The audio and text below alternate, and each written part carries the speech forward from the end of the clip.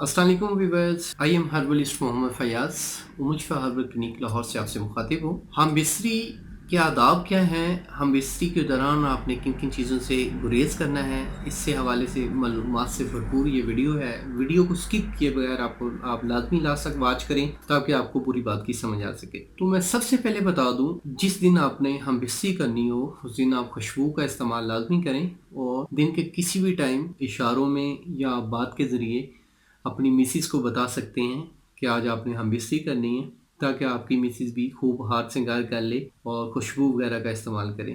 मैं इस पे खुशबू पे आपको बता दूं, खुशबू का बड़ा गहरा ताल्लुक है सेक्स के साथ, इसलिए हमारे नबी अकरम सल्लल्लाहु अलैहि वसल्लम ने भी खुशबू का बहुत ज़्यादा इस्तेमाल किया है। ये सुनते रसूल भी है, तो जो सुनते हैं उनमें अफादियत ही अफादियत है, उनके फ़ायदे ही फ़ायदे हैं। तो आप खुशबू का इस्तेमाल लाजमी करें हम बिस्ती से पहले।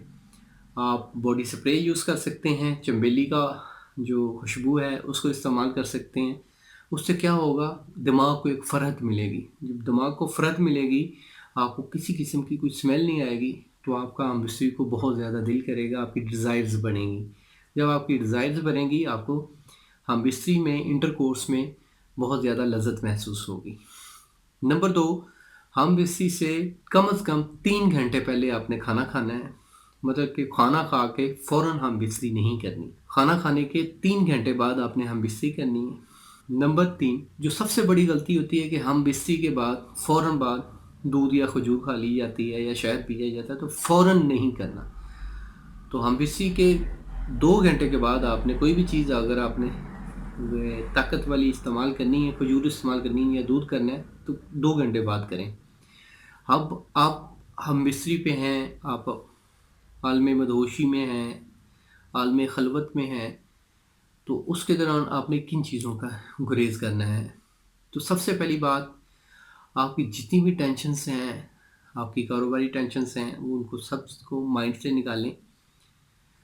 मिसिस के साथ कोई ऐसी बात ना करें कि ताकि उसके माइंड में जो चीज़ आए उसका माइंड ही चेंज हो जाए, कि ऐसी हरगिज़ कोई बात नहीं करनी। और ना हम बिस्सी के दौरान आपने बोलना है।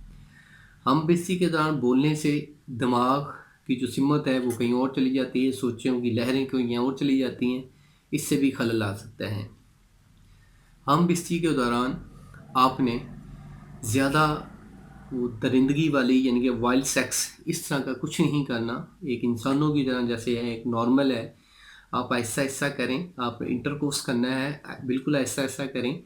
अगर आप फ़ौरन करेंगे तो इससे जो आपका पार्टनर होगा, आपकी मिसिज़ होगी, वो लज़्ज़त नहीं महसूस कर सकेगी।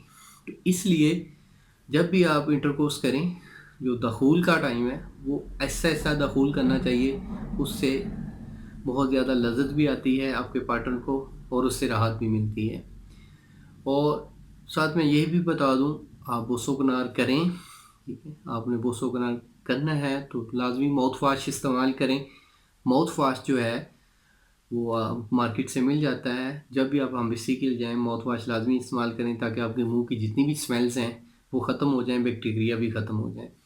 अगर आपको माउथ वाश नहीं मिलता, आप हमबिस्ती करना चाहते हैं, तो इलायची और सौंफ को मुंह में रख लिया करें 5 से 7 मिनट के लिए, तो उससे भी मुंह के बैक्टीरिया और स्मेल ख़त्म हो जाती है।